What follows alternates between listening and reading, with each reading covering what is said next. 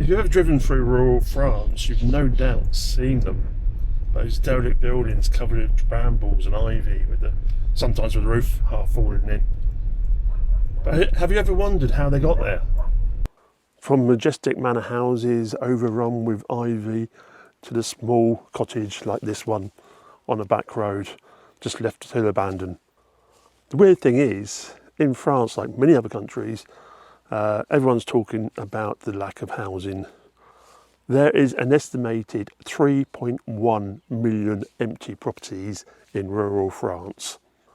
And that is roughly about 8% of all the housing in France. And in some regions, especially the more rural ones, that can go as far as 10% of the actual housing available. So, why are so many houses just left there, frozen in time, left to rot and ruin? Well, there are three main reasons, and all of them are very French. Number one is the good old French inheritance laws. Basically, when someone passes away, if they're the remaining spouse, the property is then passed on to the children, usually by equal shares, but that can vary sometimes.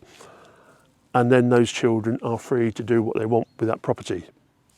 That's fine until one of them disappears.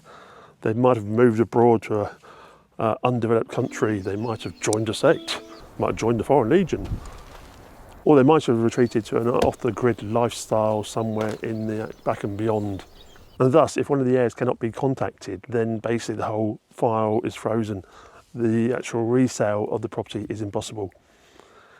It is possible to rent them out, but it needs to be a majority decision of the actual heirs.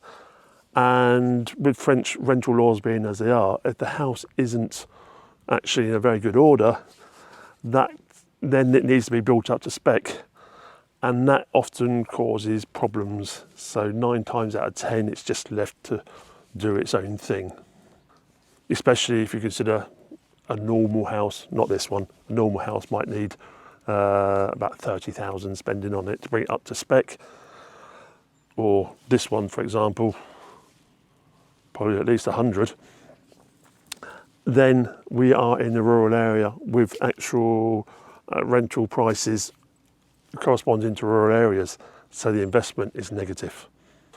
The second reason in France, which is also linked to inheritance rules here, is that if someone passes away and leaves debts behind them, if the actual inheritors decide to accept the inheritance, it's debts and all. So sometimes, especially in the rural areas, there's an old single person, built up a few debts behind them, hasn't paid the taxes, whatever, and looking at their house, often some of the inheritors might sort of say, it's actually worth less than we owe. So once again, it's left to ruin.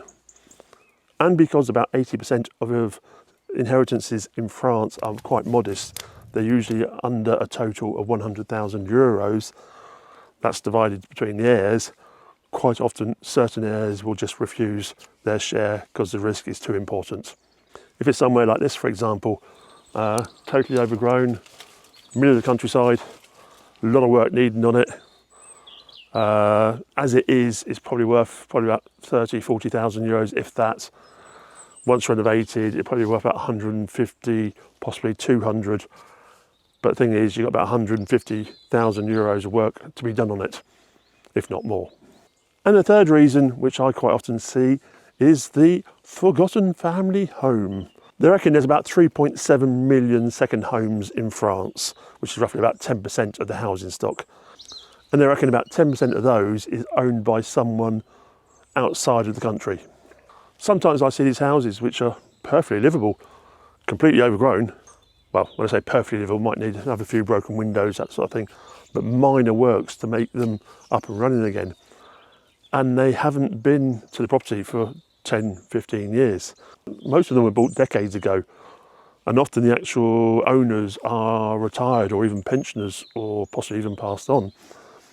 But they've actually stopped coming to the property at one stage, and quite often the family have even forgotten about the actual house. It's a vague souvenir of, do you remember when we used to go on holiday to France? Over the years, they stopped going to the property, either because they're bored with the house or for other reasons, possibly health.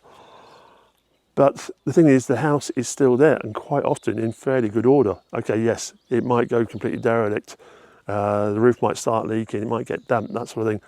But there are cases I've seen where a perfectly livable house is just overgrown.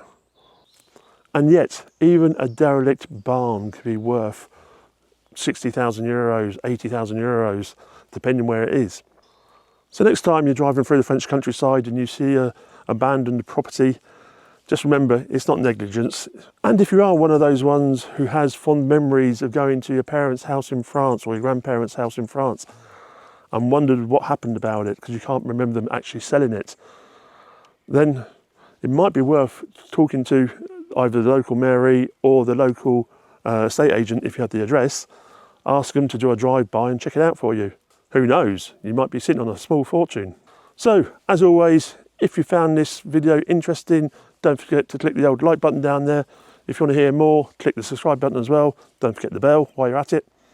And I'll be back soon